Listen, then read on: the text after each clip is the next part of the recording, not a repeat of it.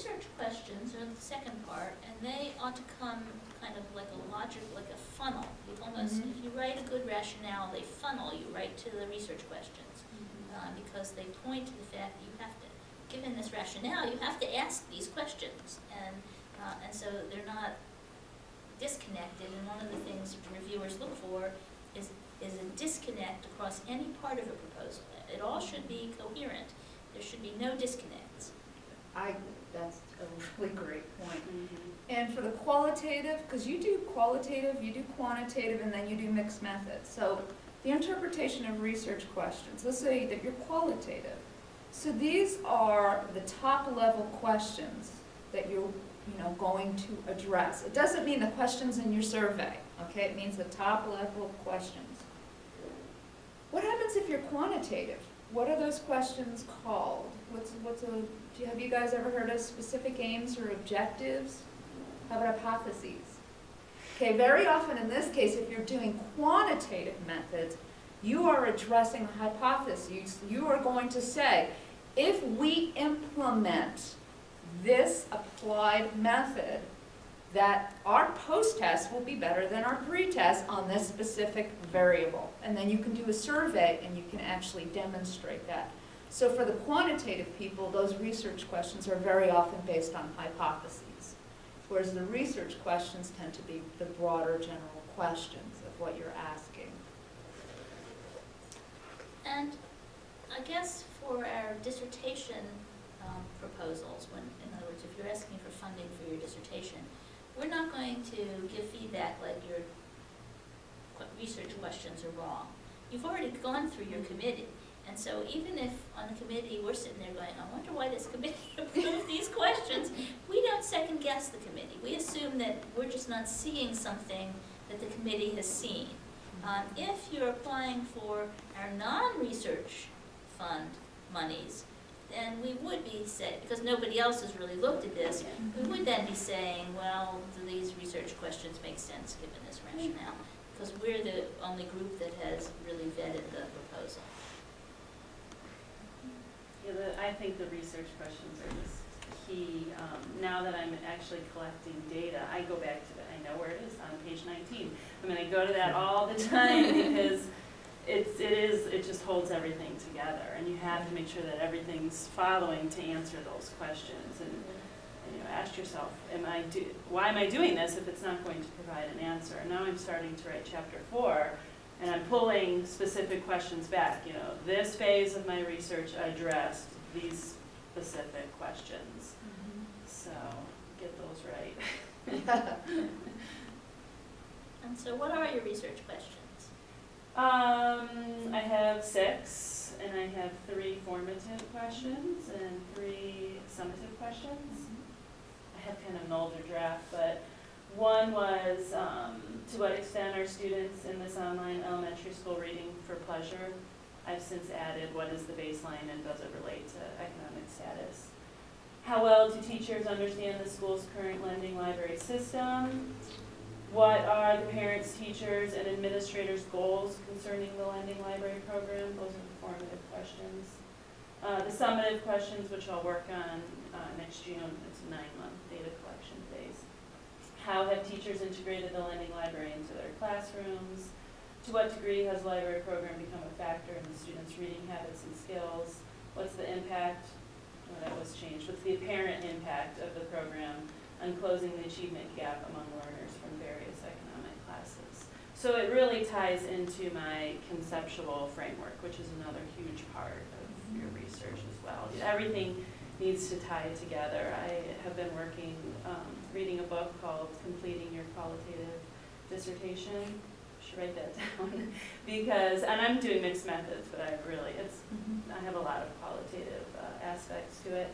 And the authors do a phenomenal job of making sure everything ties together. It's so apparent when you're writing chapters 4 and 5 and how important it is for everything to come together. If I could back up, and I hope you don't mind my using your proposal as an example. Okay, so we've heard her research questions. From her research questions, can we guess what she put down as the rationale? Can we guess what she stated as the goal of her study and what the background was? Does anybody want to try and guess, just to see? You know, because if everything is supposed to go together logically, let's see if we can reconstruct. She's talking about interlibrary use, and she's talking about student outcomes, right? So what's the logical goal? What do you think that her hypothesis is? Or her goal is? What does she want as her outcome? Could you say the question again? Well, number one, to what extent are students in this online elementary school reading for pleasure? How well do teachers understand the school's current lending library system? What are the parents, teachers, and administrators' goals concerning the lending library program? Those are the questions I'm working on now. Okay, so go ahead. I mean, it just sounds like, is this like a new program? Yes. And so maybe you want to examine the effectiveness or the use or the quality of the program? It's Right. a program evaluation. That's what Yeah, it sounds so like. if- That's right. She's trying to see, you know, What's the effect? what's the impact? Yeah, so is the program effective, and also what are the student outcomes, right? What would you expect as the literature, the background? How would she have given some background to justify this? The evaluation research that has been done somewhere to similar or strikingly different programs. Right, okay, so maybe there's a program that's been proven effective or not that, you know, to say, what else? What else, what's the need? We're in Appalachia, Ohio, guys. What's the obvious need that I want to hear that goes, oh my God, those poor kids? Well, if it's bringing opportunities to kids in rural Appalachia that they might not have otherwise, and this is certainly something that people need to be investing time in, assuming that it is effective in encouraging So reading. part of the need is definitely the need of the students, your target audience, right? And then a part of the justification is that this program or something similar has been shown to be effective, and therefore we want to try it here. Okay, so everybody understand how that's all going to go together? Okay, thanks for that little exercise. While we're on the topic of research questions, I have a question. If you have multiple research questions, as you do, and only 2 or 3 steps of your data collection methods need funding, do you only address those couple of questions in your proposal, or should you bring it all out, full dissertation, all 6 questions kind of thing? How does that work? I think it works better if you put all of the questions out. And the reason is that what the readers are doing is they're trying to figure out what your study's about. And if you just give us some of your research questions and not all of them, then it's hard to figure out what your study's about. And so your rationale might not fit as closely, and your methods might not be as clear. So you can then say that this proposal is to fund only this part of the research, but I'd start by disclosing all of the research questions. I agree. Go ahead. I was just going to say, I think it would weaken your rationale if you kind of leave an incomplete rationale and research questions. And so you're trying to create the strongest argument you possibly can. I'm sure those research questions add to that argument. And you'll have an opportunity as we get to the budget table to identify in the budget justification, like, I'm asking for this money, this amount of money, I know that the study's going to cost this much. And so you have an opportunity to say where those expenses are being allocated. And so I think it's important that you include all. And also in your method section is where you can say, yes, there are these different research questions, and this is what I'm going to focus on. This is my scope of work for this particular proposal. Okay. And there's a timeline from what I hear.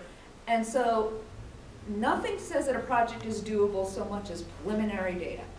And so if you can use part of the scope of the project and say, this is what's been done, this is where I am, this is what I'm going to finish under the scope of this project, that's a really powerful statement. Okay.